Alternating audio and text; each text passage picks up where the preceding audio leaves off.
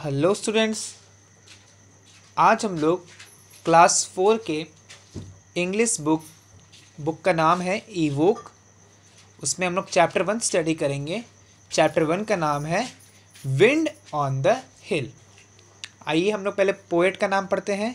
Poet का नाम है ए मिलिन। ठीक है, अब ऑर्थर के बारे में हम लोग जान लेते हैं। ऑर्थर है कौन? ठीक है, तो ऑर्थर का बर्थ हुआ था 18 जैन 1882 में। कहाँ पर? हैम्स्टरडन यूके में। ठीक है, तो ऑर्थर वॉज बॉर्न इन हैम्स्टरडन UK on 18 Jan 1882। Arthur was a novelist, poet and a play writer. ठीक है, ऑर्थर क्या था? ऑर्थर एक नोवेलिस्ट था, पोएट था और प्ले राइटर था। अब हम लोग पोएम की स्टार्ट करते हैं। तो फर्स्ट पैराग्राफ से स्टार्ट करते हैं। ओके, फर्स्ट स्टैंजा से। No one can tell me, nobody knows where the wind comes from, where the wind goes. It's flying from somewhere as fast as it can. I couldn't keep up with it, not if I ran. But if I stop holding the string of my kite, it would blow with the wind for a day and a night.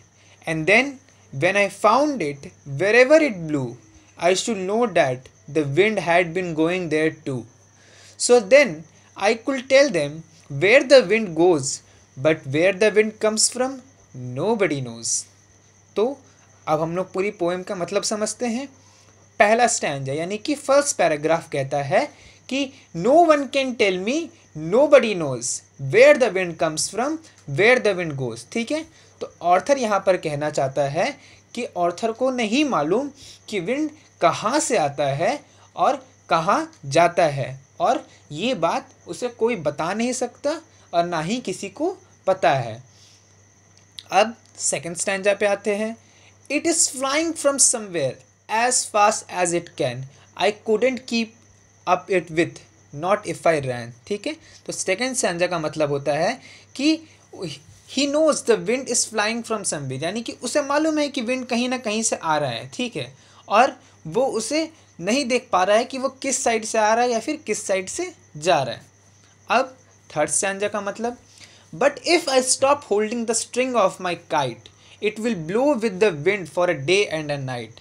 तो यहाँ पर third stanza में कहा जा रहा है कि अगर स्पीकर अपना जो काइट वो अगर फ्लाई कर रहा है, ठीक है, अगर उसको पकड़ना छोड़ दे तो वो विंड के साथ ब्लो हो जाएगा और वो डे एंड नाइट वो ब्लो होते रहेगा। ठीक है, तो यहाँ पर स्ट्रिंग क्या हो गया?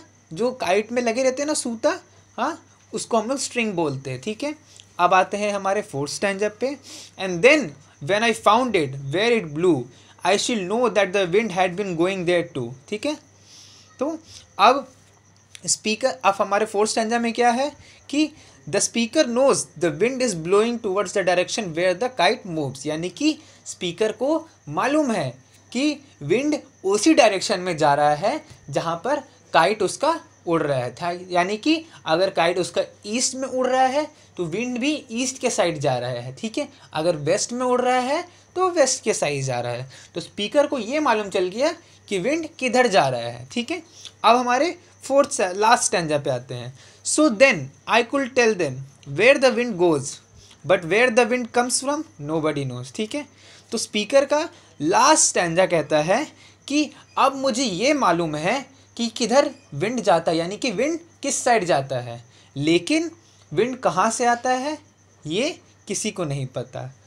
यानी कि so then I could tell them where the wind goes, यानी कि विंड किधर जाता है, but where the wind comes from, nobody knows. ठीक है, यानी कि विंड कहाँ से आता है ये किसी को नहीं मालूम।